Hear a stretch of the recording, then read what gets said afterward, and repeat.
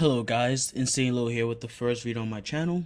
In preparation for my Trove playthrough series where I'll be starting soon, I thought it best to first make a video detailing out some beginner tips which I think would be helpful to people looking to get into Trove or those who just started a new account. The tips in this video are primarily targeted towards players in the very early game of Trove, but if you find yourself further along in the game, there probably are still some things you can take away from this video, so please listen up and enjoy some of the background footage. For the first tip, we're going to address one of the very first decisions the game forces you to make, and that's your starting class. If you're anything like me, seeing something like this in the first 5 minutes of a new game is nerve-wracking. And usually at this point, I will go onto YouTube and look for a video like this one, falling down a rabbit hole of making sure I'm picking the most optimal class, usually delaying actually playing the game for hours. In Trove, it doesn't really matter which class you pick when you start the game. The only difference here will be playstyle. For that reason, the best advice someone can give you about picking a class is to pick a class that looks fun to you. I'm not going to lie and say there isn't a meta, but the meta doesn't really matter until the very end game of Trove, and that's something you can easily address once you get to that point. So, progressing a bit further into the game, you will soon unlock access to this interface, the Trove Marketplace, the game's online auction house for all the tradable items. What ends up happening at this point in the progression is a trap that I myself fell into very early on when I started Trove. Players see all these mounts, costume, and wings that are being traded for Flux, the game's main currency, and immediately switch their focus to trying to farm as much Flux as possible. This is wrong. Hyper-focusing on farming Flux too early into the game is one of the main ways in which you can stifle your progress in Trove. You'd be better off trying to level up your character, getting access to high-level worlds. Very early on, the amount of Flux you could realistically make in an hour is pennies compared to what you can make with a bit more of progression in the game. So you'd be better off progressing, unlocking those more efficient Flux making methods, than spending hours making Flux at a very slow rate.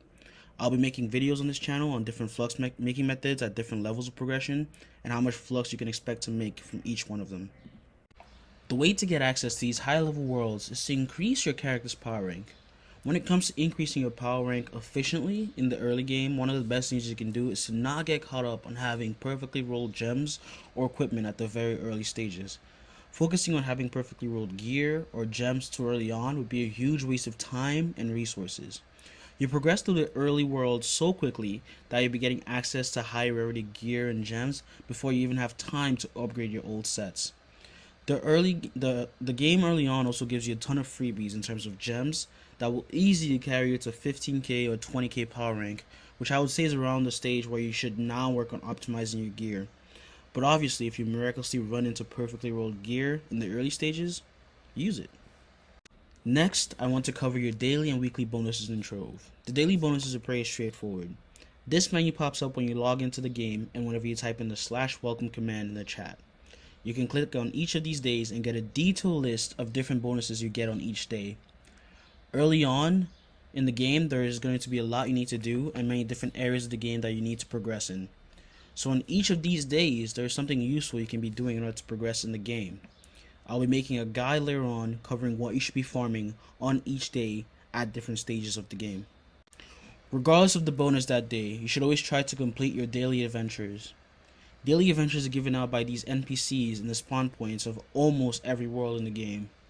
These NPC quests have a chance of giving you locked adventurine boxes upon completion, which can sell for a good amount of Flux, giving you a pretty low-key way of making Flux from the outset of the game. These quests should only take 10 to 15 minutes of playtime to complete, so try to get them done in as many worlds as you have access to. I'll be making a video shortly covering the location of each of these NPCs. Lastly, in terms of weekly rewards, it's important to complete your weekly delves.